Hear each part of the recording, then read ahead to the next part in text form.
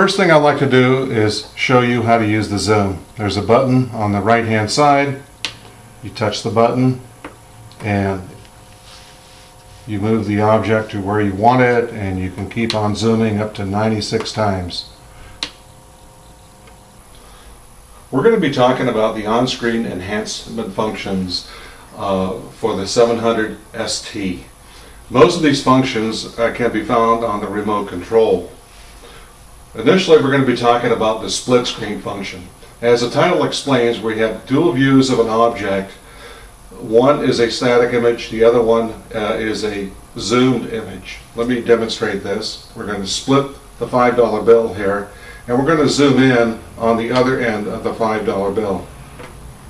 I'm going to move the $5 bill over closer to the image that we want to look at, and we're going to zoom in even further, and we're going to look at the states on a $5 bill. Now, we're not quite at the 96 times zoom, but this gives you an example of two perspectives of a $5 bill. Now, to exit from the split screen mode, you just hit return and unzoom from where you were to take you back to the original position. The next function I'd like to explain is the title screen function. I'm going to touch the screen and touch the title screen icon. After I've touched it, I'm going to remove my textbook,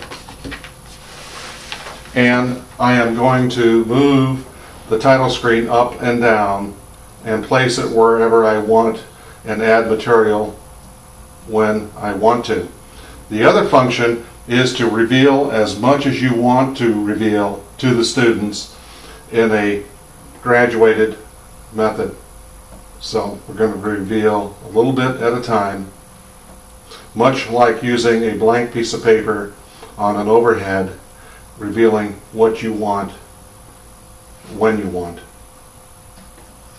The next function I'd like to explain is the brightness function. You can make the object you're looking at as bright as you want or as dark as you want.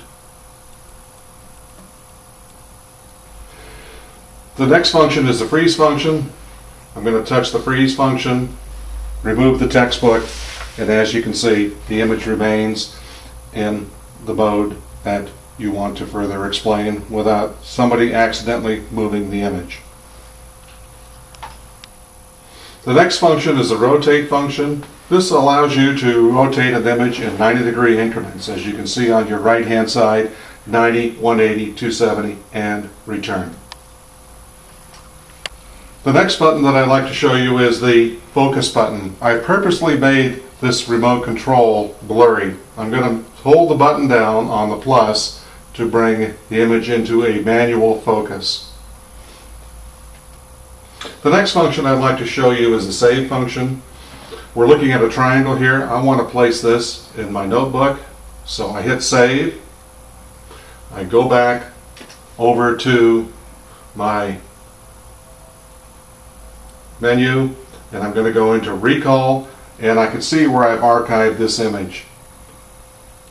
Note that I can archive up to 400 images. The next function I'd like to explain to you is the text picture function. The text function is used for looking at text, and the picture function is for looking at pictures and viewing in a more dynamic range the viewing of a picture. The next function is the lamp function. Basically turns off and on your lamp. The next function I'd like to show you is the mirror view. By touching the mirror view, you get the flip side of the image, the up side of the image, and the bottom side of the image, and back again. The next function I'd like to show you is the picture-in-picture function. I'm going to touch the picture-in-picture icon. This in turn is going to bring up a number of images that I've already archived. I could bring up the one I want and embed that image within the original picture I was looking at. To get rid of that image, we just hit picture-in-picture again, and it disappears. The next function I'd like to bring up is the negative function. This is valuable when wanting to look at the inverse side of an object For instance, white to black, black to white. It's good for looking at x-rays and 35mm slides.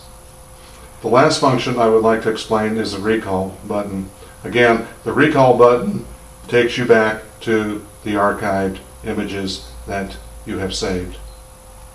And the last button is the return button, which takes you back to where you started.